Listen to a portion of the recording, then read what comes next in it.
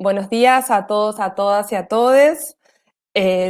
Comenzamos este encuentro, este diálogo entre Ana Longoni y Karina Vidaseca bajo el nombre Arte y Feminismos, en el marco de los encuentros virtuales Los Patrimonios son Políticos. Mi nombre es Jimena Ferreiro, soy investigadora y curadora. Actualmente ocupo el rol de coordinadora de planificación museológica en la Dirección Nacional de Museos del Ministerio de Cultura de Nación. Voy a presentar a Ana Longoni. Ana Longoni buen día, es escritora, investigadora, independiente del CONICET y profesora de grado y posgrado de la Universidad de Buenos Aires y del programa de estudios independientes del Museo de Arte Contemporáneo de Barcelona. Es doctora en artes por la Universidad de Buenos Aires, se especializa en los cruces entre arte y política en la Argentina y América Latina desde mediados del siglo XX a la actualidad. Impulsa desde su fundación en 2007 la red Conceptualismos del Sur. Desde 2018 se desempeña como directora de actividades públicas del Museo Reina Sofía en Madrid. Buen día, Ana, un gusto saludarte. Buen día, Jimena. Un placer estar aquí conversando con ustedes. Bueno, el placer es nuestro. Y ahora, Karina, ella es becaria del Fondo Nacional de las Artes, es postdoctora en Ciencias Sociales, Niñez, Juventud y doctora en Ciencias Sociales por la Universidad de Buenos Aires. Se especializa en estudios postcoloniales, movimientos sociales rurales y teoría feminista descolonial. Es investigadora independiente del CONICET, profesora en la Universidad de San Martín y en la Facultad de Ciencias Sociales de la Universidad de Buenos Aires. Coordina a su vez el Núcleo Sur-Sur de Estudios Postcoloniales, Performances, Identidades Afrodiaspóricas y Feminismos. Buen día, Karina. Buen día, Jimena. Un placer estar con Ana aquí. Bueno, igualmente es un gusto tenerlas. Bueno, si les parece, entonces comienza Ana su presentación con una duración aproximadamente de 10 minutos, luego le sigue Karina y bueno, abrimos un esquema de conversación abierta. Muy bien. Bueno, yo querría partir de una pregunta que fue también el título de un encuentro, que la pregunta es ¿qué significa un museo feminista? Y el título que elegimos, el disparador, el interrogante que sentimos que nos aglutinaba en un encuentro al que llamamos Voces Situadas, que es un foro asambleario a muchas voces que hacemos en círculo y que me parece que también en sí mismo es un modo de compartir ideas y de pensar juntas feministas, ¿no? Los Voces Situadas, estos foros asamblearios que llevamos por la edición número 16, empezaron justamente el 8M del 2018, apenas había llegado yo al museo, y justamente tuvieron que ver con hacernos cargo de la enorme movilización social que estaba ocurriendo en torno a la huelga feminista. Esos Voces Situadas han ido acogiendo diferentes temas urgentes que nos interesa debatir, en los que nos interesa pensar juntas a muchas voces de manera polifónica y donde no haya, digamos, ponentes excepcionales o en una tarima o por encima de otras, sino donde haya una circulación de la palabra realmente donde sea inesperado el flujo de a dónde va esa deriva de pensamiento colectivo, ¿no?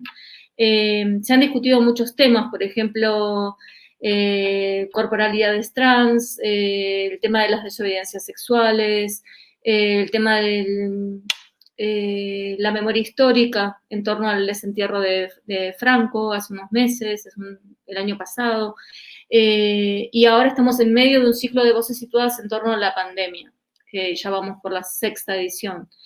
Pero particularmente me quería centrar en ese, Voces Situadas, qué significa un museo feminista, porque me parece que puede darnos pie a pensar juntas hoy las distintas aristas de esta pregunta. Y ahí se reunieron distintas voces, distintas posiciones, algunas insistiendo en la exigencia a los museos, que me parece totalmente legítima, de intentar llegar a una paridad respecto de la representación de mujeres artistas en las colecciones y en las exposiciones temporales, ¿no?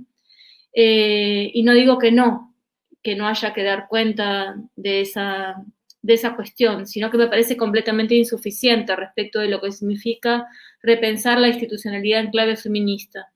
¿Y por qué digo insuficiente? Porque me parece que habría otras muchas cuestiones a atender en el día a día, en las formas en que la institución funciona, regula, comunica, que también implican ese drástico revulsivo que significa interrogarnos todos los días sobre qué significa un museo feminista. La respuesta a esa pregunta no es de ninguna manera afirmativa. De ninguna manera pensamos que este museo o cualquier museo pueda hoy definirse como feminista, sino que esa tensión y ese interrogante está todos los días cuestionando los modos instalados, naturalizados en que ejercemos nuestro trabajo, nuestro rol, nuestra función, nuestro modo de estar en el mundo. Y querría, como en ese sentido, enumerar algunas cuestiones. Por ejemplo, ¿qué significa un museo feminista? También significa repensar el lugar de enunciación, los modos en que comunicamos. Y en ese sentido hubo que dar, y seguimos dando, una gran batalla al interior del museo para empezar a enunciarnos en un lenguaje inclusivo, ¿no? Y a lo que se llegó finalmente después de mucho debate y de mucha tensión es a que cada sector del museo comunica cómo se siente cómoda comunicando. Y hay algunos sectores que estamos avanzando en el uso del más en lugar de la A, la O y la E, como un modo de justamente poner una suerte de posibilidad múltiple de enunciación, y ese es un modo que estamos instalando en las comunicaciones del museo, en los boletines, en la web, en algunos sectores del museo. No es unánime, y eso también es interesante de tenerlo en cuenta. No hace falta una decisión, digamos, horizontal vertical, jerárquica para comunicar de una determinada manera, sino que esto puede ir horadando e instalando otras lógicas al interior del museo y haciéndonos cargos también de las contradicciones y tensiones que allí conviven, ¿no? Y que allí están en fricción. Una segunda cuestión que me parece clave es la cuestión de repensar el museo en sus dimensiones, no solo en sus modos de coleccionar o de construir relatos, narrativas en torno al arte, sino también en cuestiones que hacen a, por ejemplo, cómo se toman decisiones, cómo se establecen modos de trabajo, en un museo que está además habitado fundamentalmente por trabajadoras mujeres, y de qué manera se instala la cuestión de los cuidados al interior del museo. Hoy la palabra cuidados es una palabra a la que recurrimos con mucha frecuencia, que está muy en el candelero en estos tiempos pandémicos, y me parece clave imaginar de qué manera el museo puede devenir en una institución de cuidados que altere, afecte su rol convencional, ¿no? En ese sentido, el Reina Sofía en particular tiene una historia particular importante de traer a colación porque fue un hospital en el siglo XVII, XVIII y hasta bastante avanzado el siglo XX. Y esa historia del museo hospitalario, también está en la memoria colectiva madrileña, ¿no? Eso que fue un hospital y que en su propia arquitectura conserva algo de esa otra función social que tuvo, ¿no? Hoy el museo no puede ser un hospital, no queremos construir esto como un hospital de campaña, ni mucho menos, pero sí puede hacerse cargo de la pregunta respecto de cómo en este contexto se puede repensar con mucha fuerza, con mucho énfasis su función social, sus usos y su modo de ser habitado. Eso me parece clave. Dejar de pensar en visitantes del museo para pasar a pensar en términos de quiénes habitan el museo.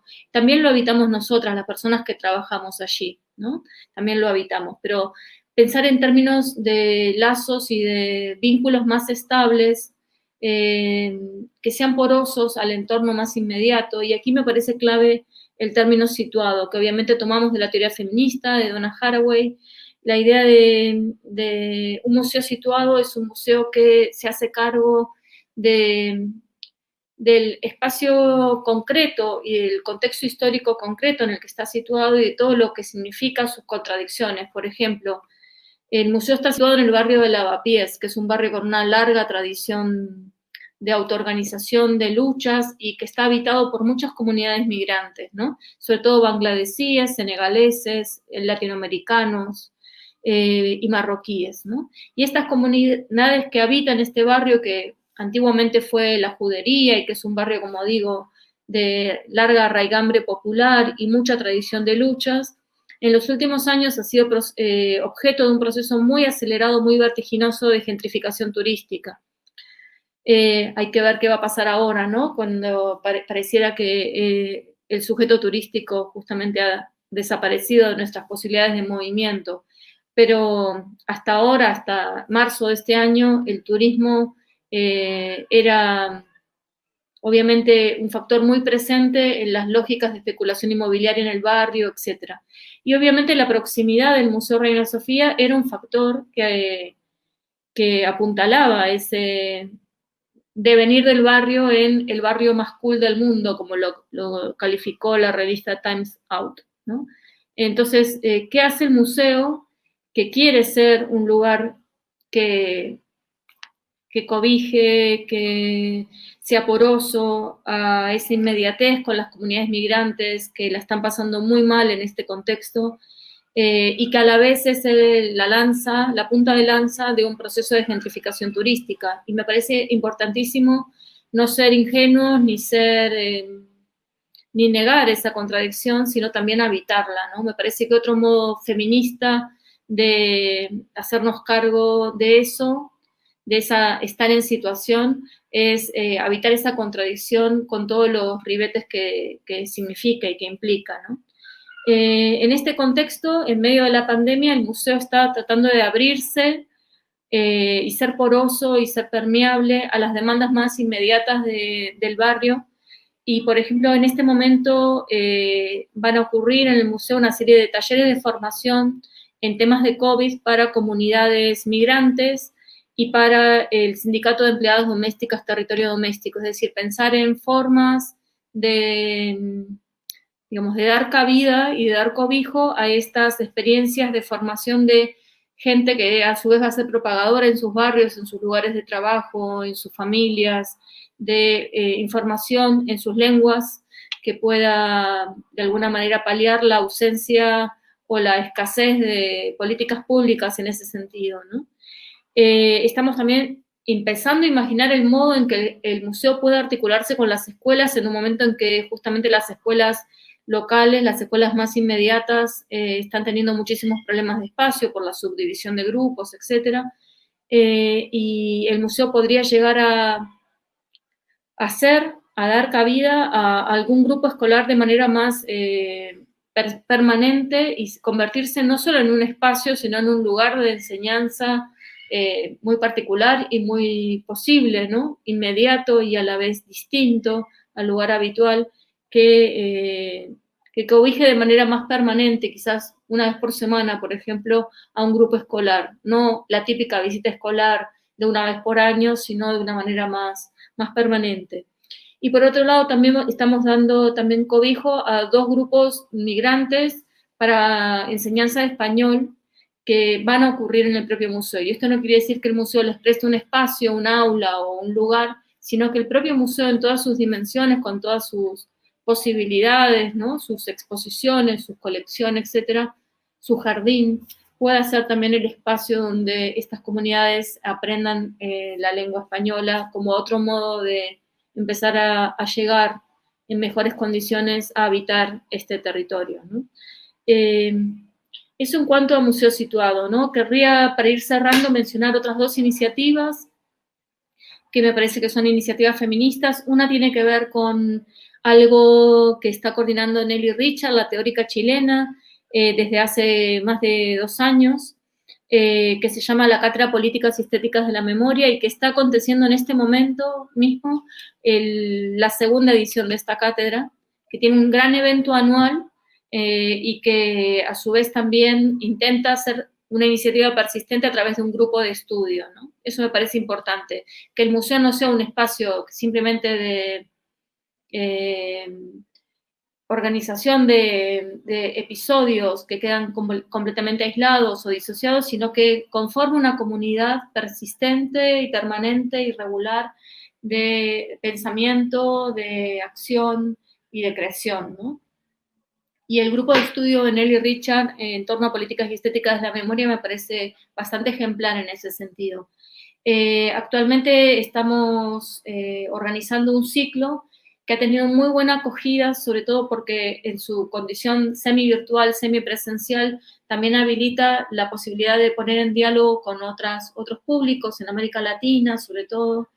Y el seminario que ha planteado Nelly Richard, por ejemplo, piensa el contrapunto entre la emergencia de la protesta social en Chile en octubre del año pasado y qué ocurre con la emergencia de la pandemia en marzo de este año, el contrapunto entre pandemia y estallido social, ¿no? Que me parece clave para imaginar otras formas de acción política y de toma del espacio público. Y la otra iniciativa que quería mencionar es la Cátedra Aníbal Quijano, que es una cátedra de pensamiento decolonial que homenajea al pensador peruano fallecido hace menos de 2 años y que la coordina la feminista y antropóloga argentina Rita Segato. Ya ha tenido 2 ediciones, en enero del año que viene va a tener su 3ª edición y estamos pensando justamente establecer un diálogo en torno a relatar una situación traumática como la que estamos viviendo hoy, ¿no? Y queríamos invitar a Svetlana Alexievich para ponerla en diálogo con Rita, ella ha sido como clave para mí, por lo menos en el modo en que se aproxima 20 años después a la experiencia de Chernobyl, que a lo que significó esa situación traumática para ella y para su comunidad, y el tiempo que tiene que transcurrir para que las voces puedan relatar el trauma, ¿no? Y articular un relato coral respecto de lo que ha significado, y nos parecía muy importante ponerla en diálogo con Rita y con otras personas para empezar a imaginar de qué maneras vamos a poder hacer en el cuerpo y poner en palabras lo que nos está pasando ahora, ¿no?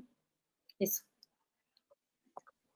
Bueno, muchas gracias, Ana. Bueno, todo valiosísimo, después lo comentaremos.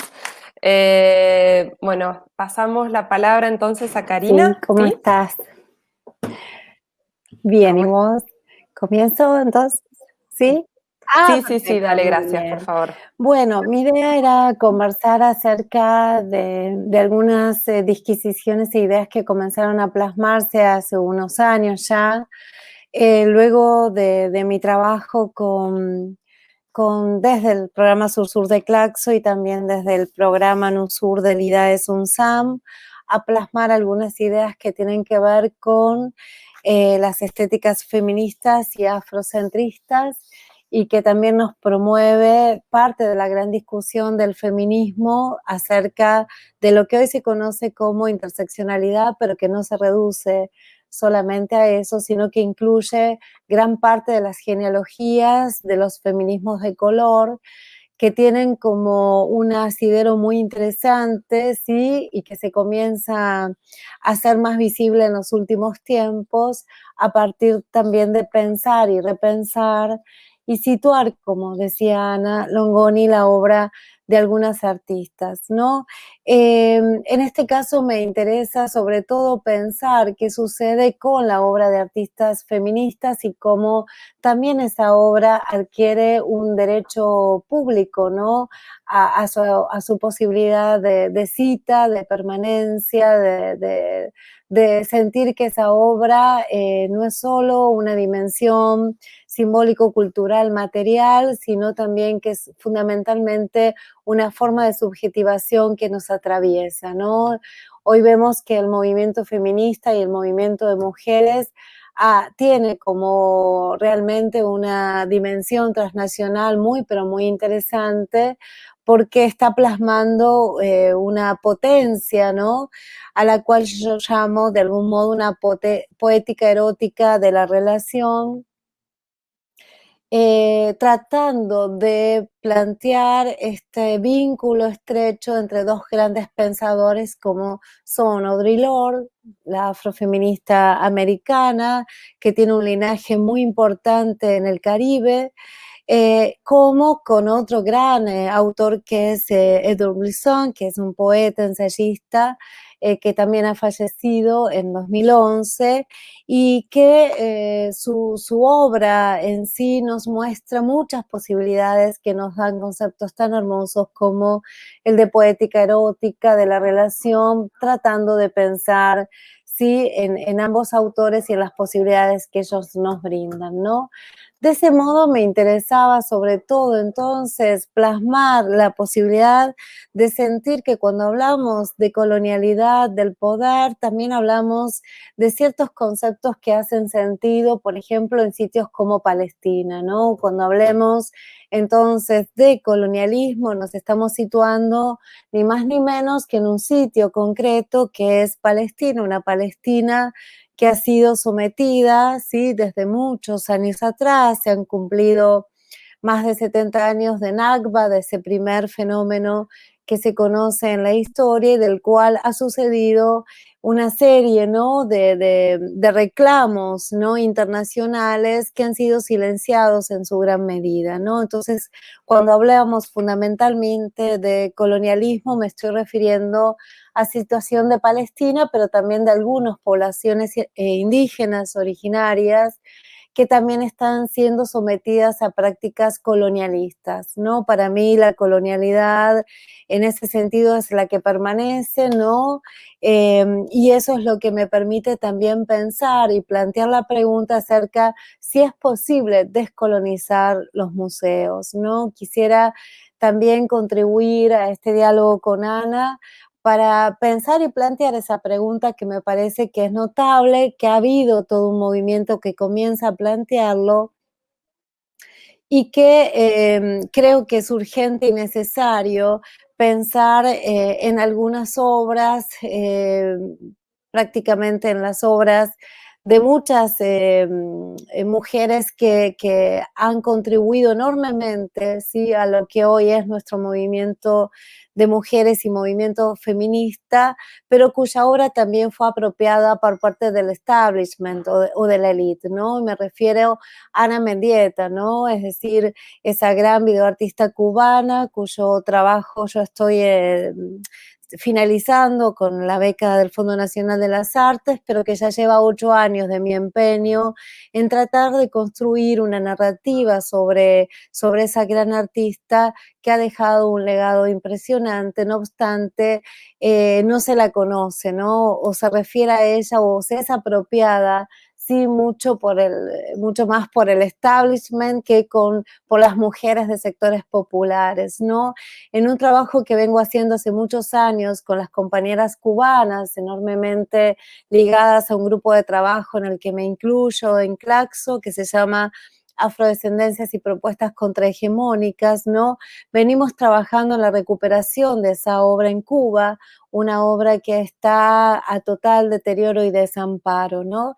Esas huellas, ¿no? Va a decir Ana Mendieta, también me implica pensar en el concepto de huellas, el concepto glisantiano de huellas por excelencia, ¿no?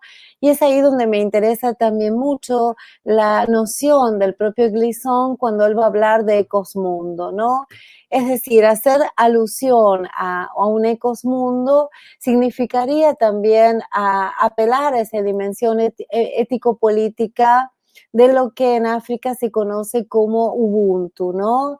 Y aquí me parece que es muy interesante plasmar lo que significa África para nosotros también como un invento de la modernidad, ¿no? Cuando hablamos del paradigma de modernidad-colonialidad, estamos asumiendo también que hay un vínculo que se ha negado, que se ha borrado de nuestra historia, que es la inextricable relación que mantiene África con América Latina y el Caribe, fundamentalmente a partir de los procesos colonizadores por excelencia.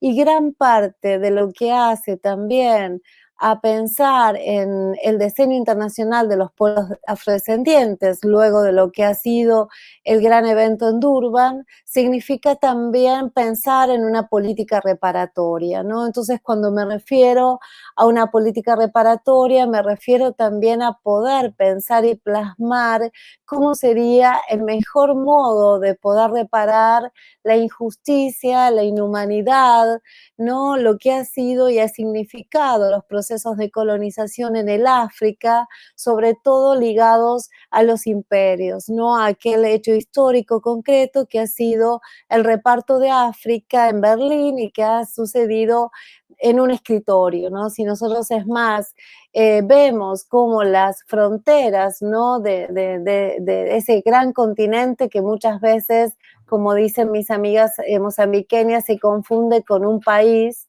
y en realidad ese continente ha sido un continente que se ha repartido entre las potencias imperialistas, ¿no? De modo también que gran parte de lo que significan esas naciones, esas fronteras artificiales, que sean justamente depositado encima de las fronteras étnicas. ¿Qué quiero decir con esto? Que en realidad cuando nosotros vemos esas fronteras y las guerras, ¿no? En África, sabemos que esas guerras obedecieron a la imposición de esas fronteras, ¿no? Entonces, cuando hablo del contexto de colonialismo, quisiera introducir aún la discusión sobre la colonialidad del poder para referirnos y diferenciarlas de contextos colonialistas in situ presentes, como es la estética sin más que plasma, por ejemplo, un artista que es israelí y que hace una performance en las aguas, ¿no? En la orilla de Tel Aviv, en las aguas del Mar Rojo, y donde ella también avanza sobre una forma así de construir un juego como es el hula hula, un juego que tiene que ver con una cadencia donde hay un alambre de púas que va rozando su cuerpo y va desgarrando su piel. Entonces, cuando intento trabajar sobre la estética de esta obra, también me parece relevante trabajar sobre estos encuentros coloniales, entre comillas, que están vivos ahora e implican también armamentos avanzados, la privatización de la guerra y discursos gay-friendly como los que ocurren también en Israel.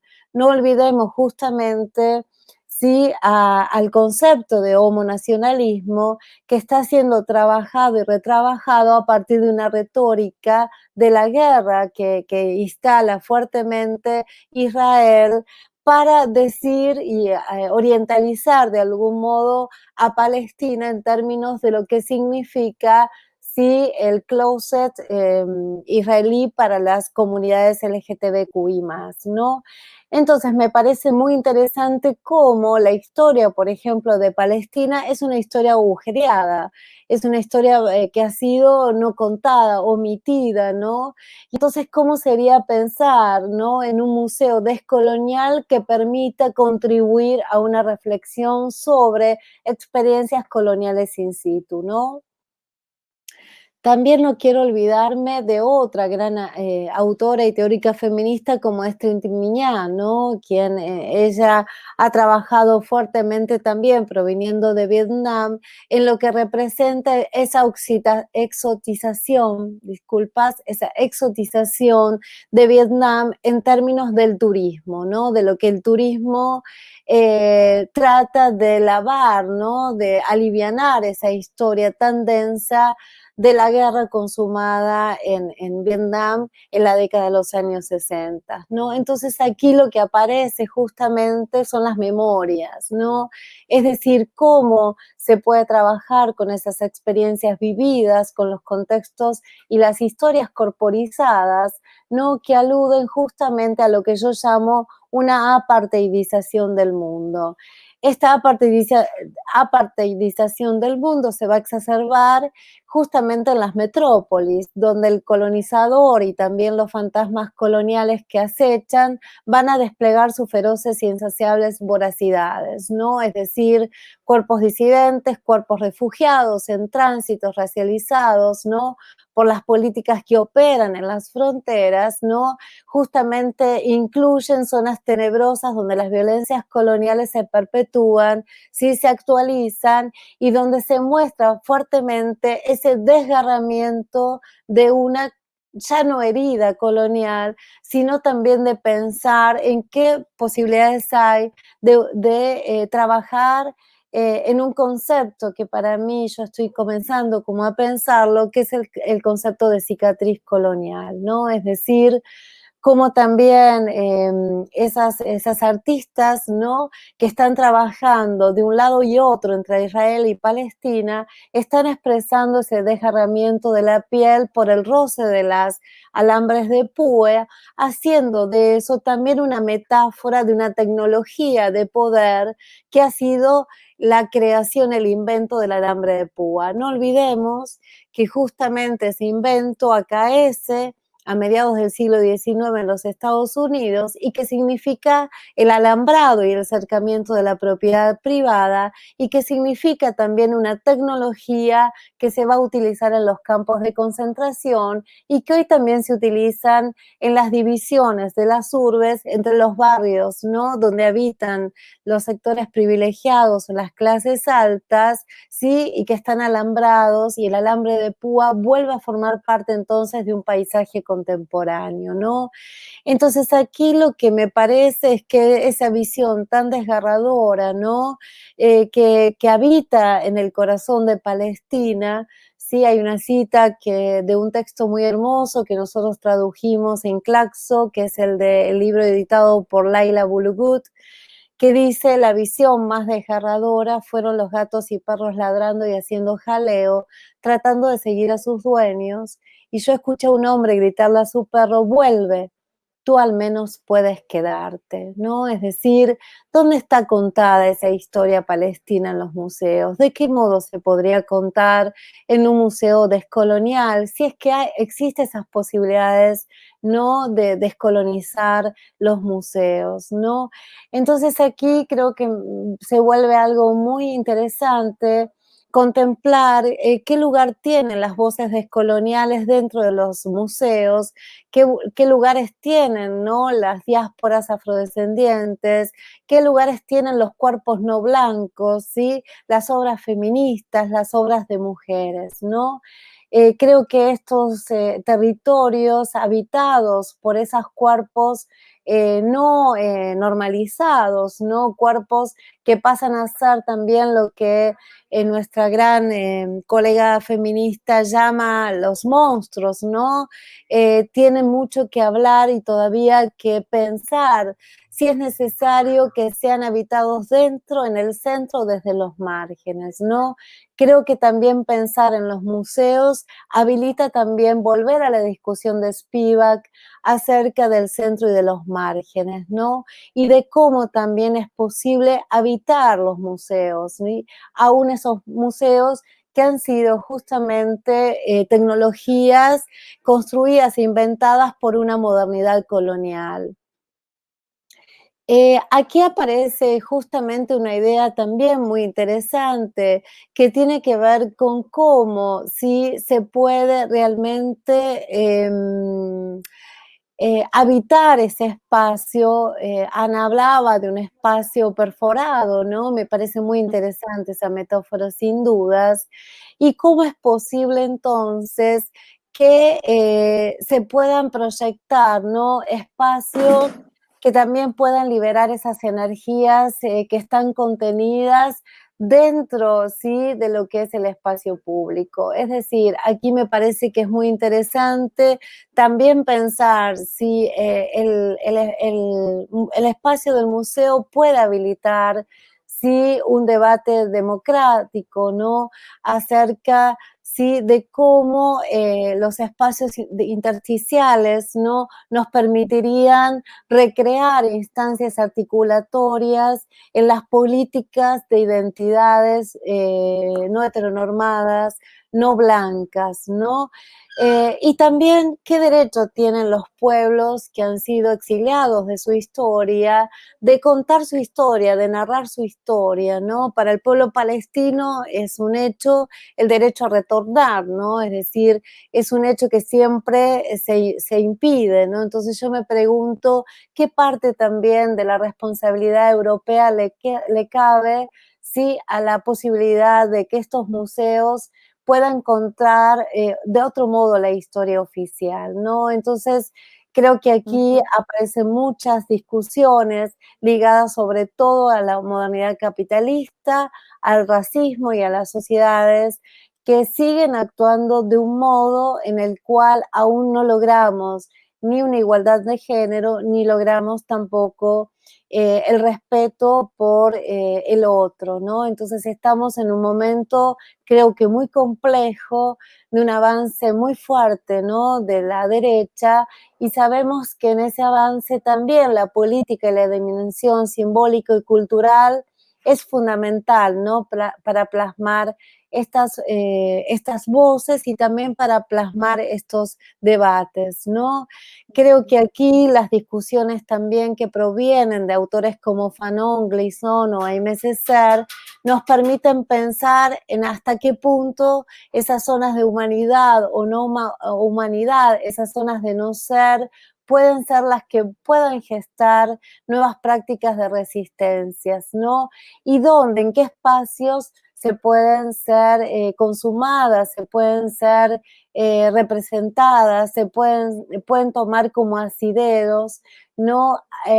Para que se plasmen nuevamente en actos de resistencia y no sean, ¿no?, asimilados en una hegemonía, ¿sí?, sino que justamente permitan permanecer en esa energía vital que habita justamente las calles, los espacios públicos, los territorios en lucha.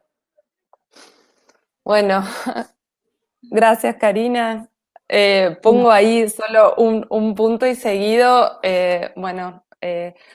muy, muy valioso los aportes de ambas para iniciar esta conversación. Muchísimas gracias. Realmente de un espesor que estoy segura que está agradeciendo también la audiencia. Bueno, ¿cómo empezar? Sí quería formular una pregunta intentando, bueno, enlazar tantos aportes. Sí, por supuesto, tomar la pregunta sobre cómo es posible pensar estos aparatos, museos de la modernidad bajo una mirada descolonial. Y ahí, bueno, tomar la experiencia, ¿no?, ya bien concreta del Museo Reina Sofía, que qué interesante el modo en que ha logrado correrse de esa asociación con la gentrificación, ¿no?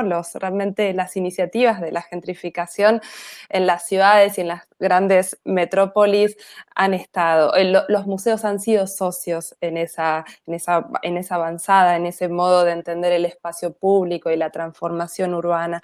Así que interesante como esa tensión y ese permanente como corrimiento del Reina.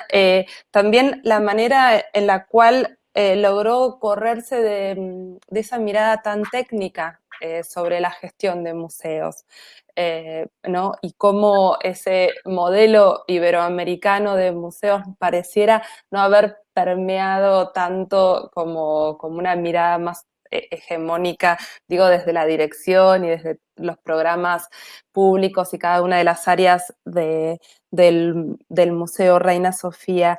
También esta articulación entre cuidar, curar y los modos de entender el mundo y por lo tanto de habitarlo, ya sea para aquellos consumidores del museo y de toda su oferta cultural, pero también para entender los cuidados al interior de los equipos de trabajo, ¿no? Y por lo tanto ahí volver a tomar la agenda sobre los cupos, que al menos en Argentina están como en el tope de la discusión política, ¿no?, sobre paridad de género. sumo algo más, y qué importante volver a pensar los museos bajo la tríada género, raza, clase, porque también esa dimensión ha sido bastante invisibilizada, ¿no? En un modo blanco de pensar los objetos patrimoniales, de pensar las colecciones y pensar esas narrativas. Entonces, preguntarles más una mirada de opinión, de diagnóstico sobre cómo están viendo, ¿no? Como esta agenda y el gerenciamiento de esas políticas desde nuestras instituciones culturales, ¿no? Al menos desde la órbita de lo público, y ahora sí hablo de Argentina, ¿no? Quien quiera arrancar y, por supuesto, sumar. Sí, a mí me encantó esta cosa de partir de preguntas, ¿no? Me parece, de preguntas que nos interrogan todos los días, frente a las que no tenemos respuesta. Me encantó hacer confluir las dos preguntas de las que partimos Karina y yo, ¿no? ¿Qué significa un museo feminista y qué significa, si es posible, un museo decolonial?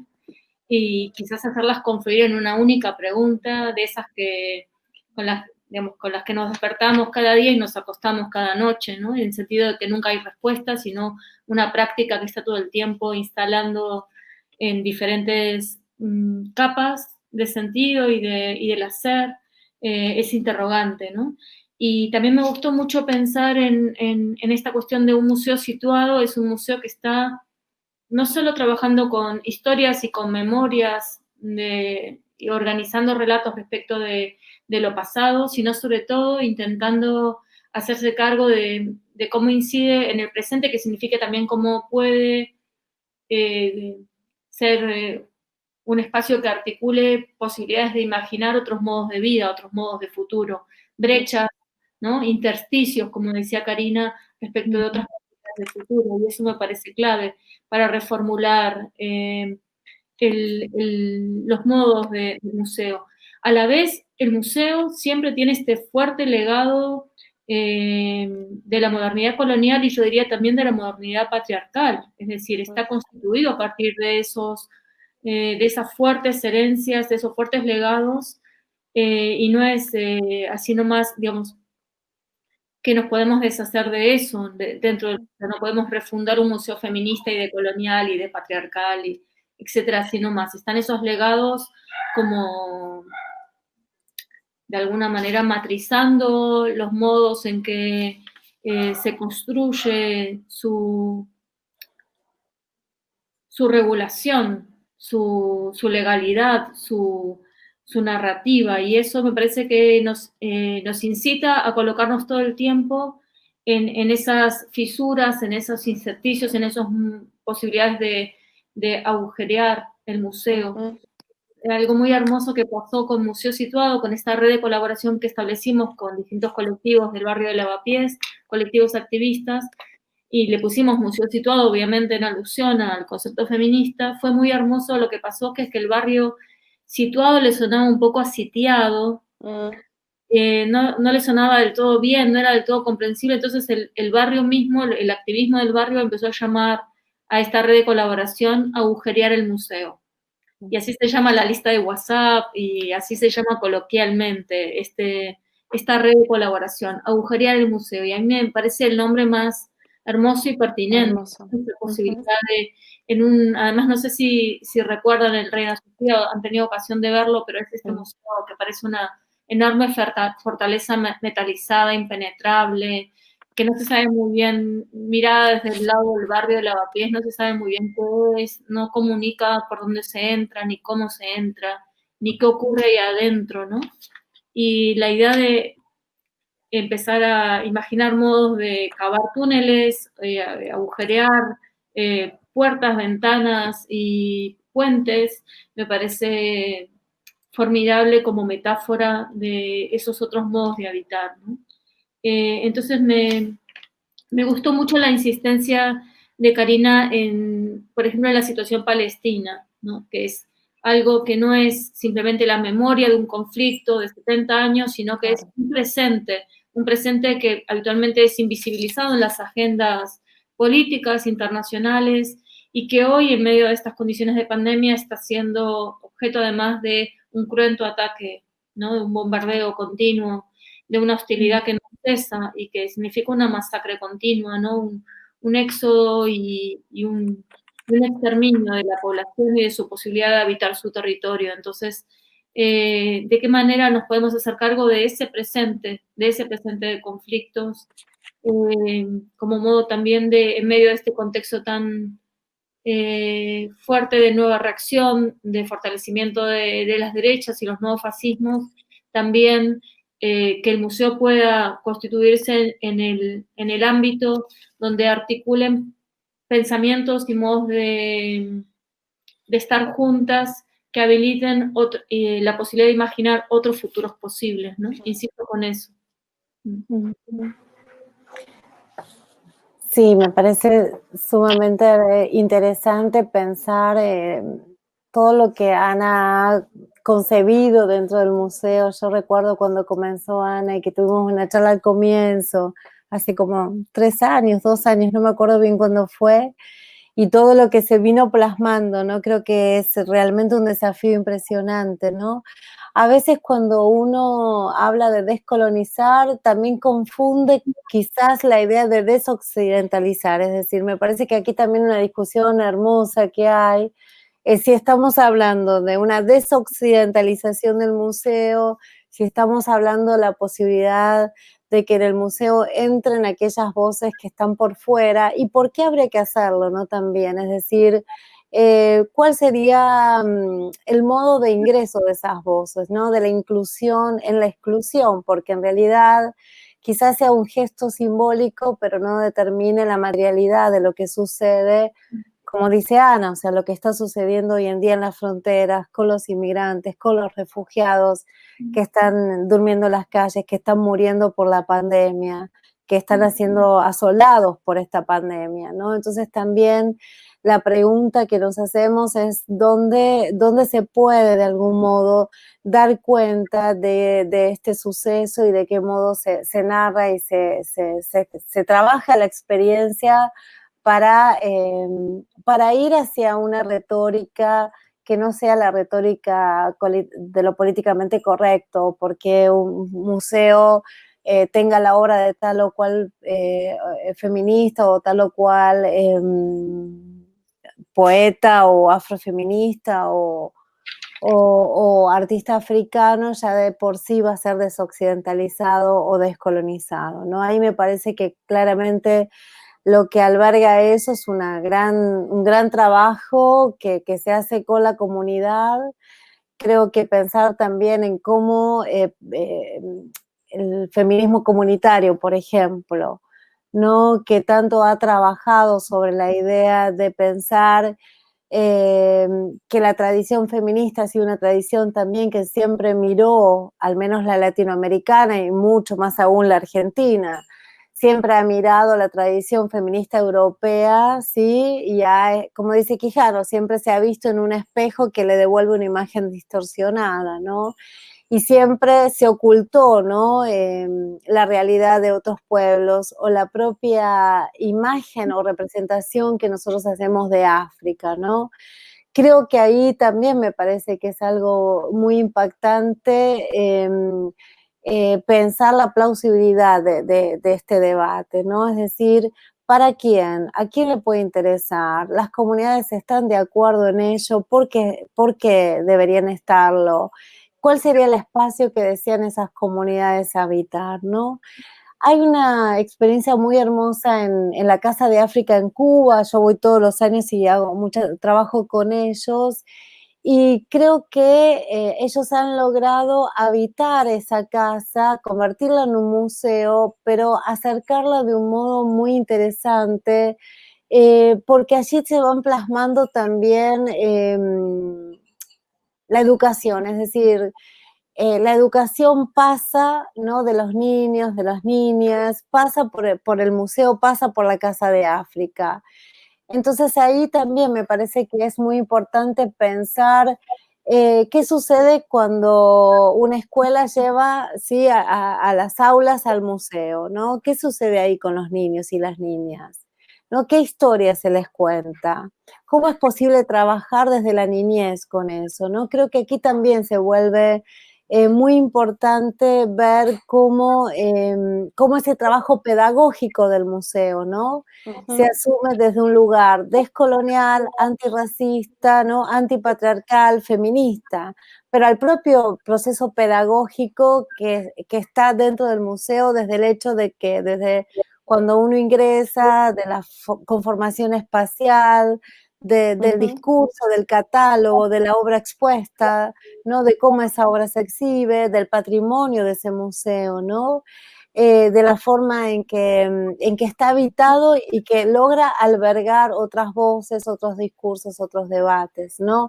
De algún modo, cómo se vuelve una caja de resonancia o cómo se vuelve lo que Glizón llamaba ecos mundo, ¿no? Es decir, estamos en relación y eso significa justamente romper la lógica del apartheid o la lógica de los, ¿no?, compartimentos, ¿no?, que es la lógica multiculturalista por excelencia, ¿no?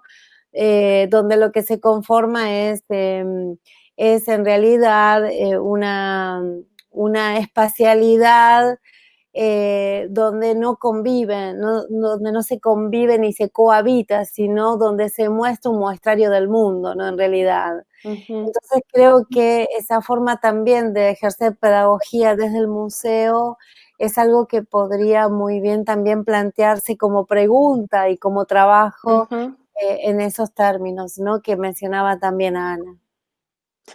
Absolutamente. Bueno, gracias a ambas. La verdad que sus aportes son, insisto, de mucha apertura. Sí, bueno, mencionaban el aparato también museo, su espacialidad, ¿no? Todos esos dispositivos a partir de los cuales construyó comunidad y construyó saber. Y la verdad es que, bueno, históricamente han sido de segregación, ¿no? Y de inaccesibilidad. Bueno, en Argentina ahora estamos intentando, digamos, no solo, digo, desde la Red Nacional de Museos, que es un puñado de museos, que no es la comunidad en su totalidad, y además son museos con coordenadas de historia y ligado a la tradición de las bellas artes, ¿no? Así que ahí tenemos bueno, ciertas limitaciones y otras, y otras potencias también. Pero sí, digamos, al interior de cómo pensar esos proyectos institucionales, efectivamente esta idea de perforar o de agujerear o de pensar el museo situado es realmente una herramienta y además es una táctica y está en ejercicio, ¿no? Porque también pensaba la complejidad de golpe hacernos de discursos políticamente correctos, ¿no?, de convocar nombres, los activismos de esa agenda, pero que finalmente al interior las lógicas siguen siendo las mismas, por lo cual ahí también pensar la manera en que el Reina se convierte o se puede convertir en verdadero museo escuela, ¿no?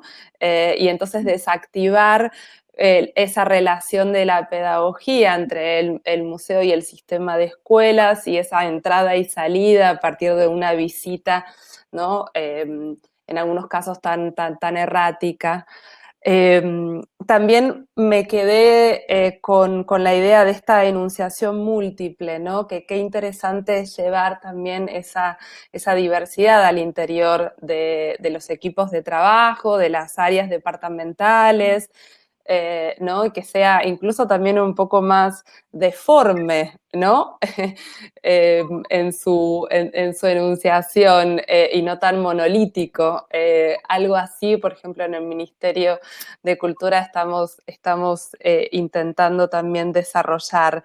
Bueno, y esa pregunta también que es tan poética política, de también cómo habitar, ¿no? Cómo habitar juntas, cómo pensar esos futuros. A mí me interesa también siempre mucho pensar las formas poéticas, ¿no? Y por eso también qué interesante el trabajo sobre Ana Mendieta, ¿no? Que está haciendo Karina, que ahí hay un cuerpo, bueno, extraordinario de prácticas.